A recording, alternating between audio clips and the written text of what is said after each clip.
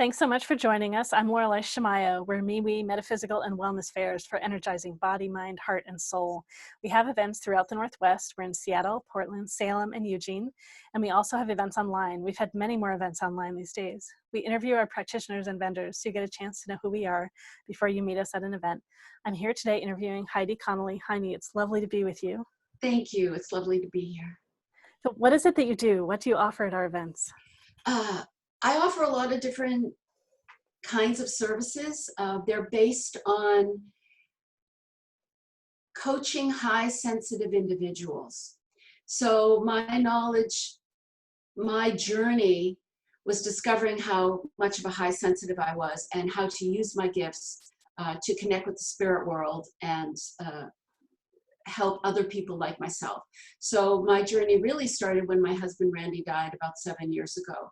And he came to me and we wrote a book together. And that book is called Crossing the Rubicon. And it ended up being a story, an explanation really, of how to develop a new kind of relationship with someone who's passed on. So I was grieving very heavily when he died. And the ultimate message was, Heidi, in order to hear me clearly, in order for us to communicate in the way you want to communicate, you have to stop grieving because it's acting like a wet blanket over your ability to hear me. And that really got through to me. So he talks a lot about that in the book and explains that we were having a conversation through my ability to write that was a conversation that we never got to have when he was dying. So it was a beautiful way for me to separate him as a spirit and as a human, a spirit in human form, and start to develop my own abilities as well. So it was worked out really well in that sense. So I have always been a writer and an editor and a self-publishing consultant. So for me to self-publish a book wasn't a really big deal. But through that came this other awareness, and I started to talk to other spirit beings. And people started to ask me to help them. That's when I started my in-person meetups here in Oregon. And at first it was, just, I didn't even know what I was supposed to be there doing, but Randy, my husband, kept telling me to do it. So I started with just a couple people, then more, and I ended up just talking about what I'd gone through, and that I had depression and panic attacks, and that I felt incapable of living the kind of joyous life I wanted to. And that was Randy's message. Let's educate other people. Let's share with other people what you've gone through. Because things like depression and anxiety, allergy attacks, any kind of physical symptom is really a manifestation of the spiritual reality, right? So as I processed all that about myself and my own indicators, I was no longer depressed after my whole life. I was no longer suffering from anxiety. My heart pounding was a message. Something's coming through. You're not listening to your gut. This is where intuition comes from. And I started recognizing all the things that I had never understood. And then he told me to start playing music with spirit. And I hadn't played the flute in many years after a short professional career.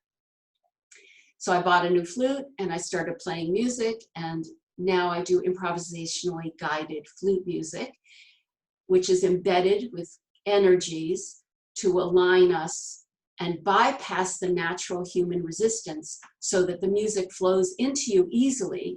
Music, it's so easy to just hear it and let it flow. And so it bypasses the resistance and allows us to receive the encoded energies to heal with whatever it is we need, whether it's fibromyalgia or anxiety, PTSD, whatever it is, physical, mental, or emotional, or spiritual. Wow. Yeah, it's been a really exciting journey. Wow, your story is so amazing to me. And you have your flute. Did you want to share a little with us? Sure.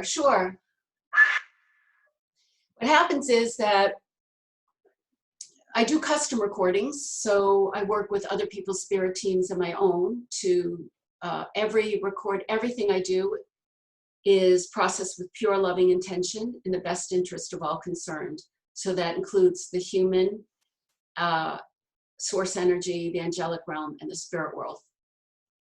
When I do a recording for, let's say, smoking cessation, the spirit world will give me the title of the recording. So that one happened to be Up in Smoke, which I thought was great. And then they give me a purpose, and I record the purpose, and then I just play whatever they tell me to play. I start on the note they tell me to start on. So if I were to play for a minute for you right now, let me just ask. Well, and actually here, before you ask, let me see. So primarily, so you teach people, and then, so for the sessions that you do with people, it sounds like what you give them is you give them the message and the music. Is that the session that you do with people? A lot of the time, when I have a intuitive coaching session is what I call it, we start out, I do a meditation beforehand, so I get information from the spirit world and connect with whoever wants to connect with them. Because I don't want to know anything about the person first, obviously. They come to me, and usually they're having crisis in their life, or they want to talk to a dead person, who, you know, a loved one. So we start wherever they want to start. I like to get validation that the information I've gotten is correct. And we go from there. What is it in your life? Are you know, most of them are just so sensitive, and they feel like their gifts are a curse. They're struggling with lots of physical conditions that they don't understand, a lot of pain, and they don't understand that it's an indicator. I also talk a lot about the psychic octopus. This is my little psychic octopus. And the fact that we use our tentacles to build relationships, but it's globbing onto other people's energy. And when you're a high sensitive, as I'm sure you know, you live the energy of other people. You don't just empathize and feel compassion for someone else. You literally take on their feelings to your own detriment, because you don't know what's yours and what isn't yours. So I teach people about that, about developing their own energetic signature so they can go back into their own energy, identify it, recognize it, and be in it, so they no longer are affected by the energies of the people around them. So the music is often part and parcel of a coaching session like that, or it can be separate. It can be a completely unique idea. I also do background music for people's meditations and things like that. So whatever people need, the spirit world gives me. That's great. It's great. Yeah. Then so you're kind of the question of like what to share with us. Yeah. Yes, exactly. So what they're telling me is this is called combustion. And it's to stoke the flames of creativity. And there's a blessing embedded for unification for the planet.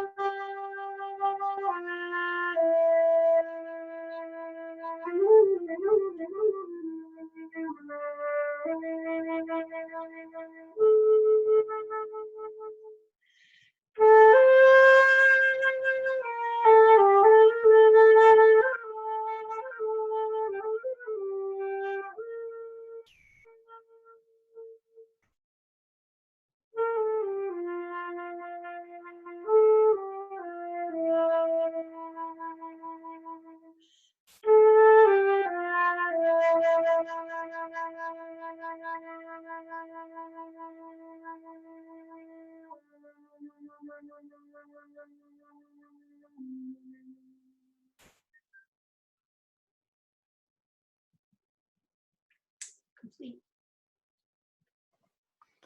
Beautiful. Thank you. Oh, good.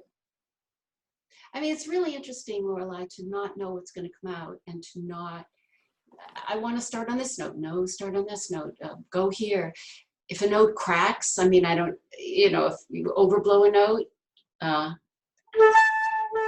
you know, if you don't mean to do something and a note shifts, in classical music, that would just be a disaster, an absolute disaster. And what I'm learning is that if they want me to do something, to go with it. If they want me to overblow or change my pitch, that's what it's supposed to be, because it has the frequency of the energy.